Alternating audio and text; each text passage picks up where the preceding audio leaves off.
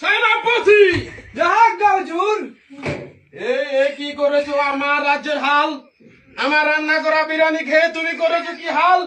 এখন আমি ঘুম থেকে উঠে কি খাবো তোমাদের বাল? কে খেয়েছে সেই বিরিয়ানি, আমার রান্না করা বিরিয়ানি? জনাব বন্দি করো তাকে। পারবো না মহারাজ, কেন পারবে না, কেন পারবে না? আমি কি তোমাকে বেতন দিয়ে রাখিনি?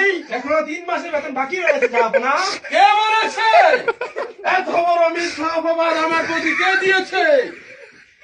আমি তো প্রত্যেক মাসের বেতন তোমাকে দিয়ে দিই। কে বলেছে এখনই বলো, তোমার গর্দান নিয়ে নেবো আমি। সেনাপতি,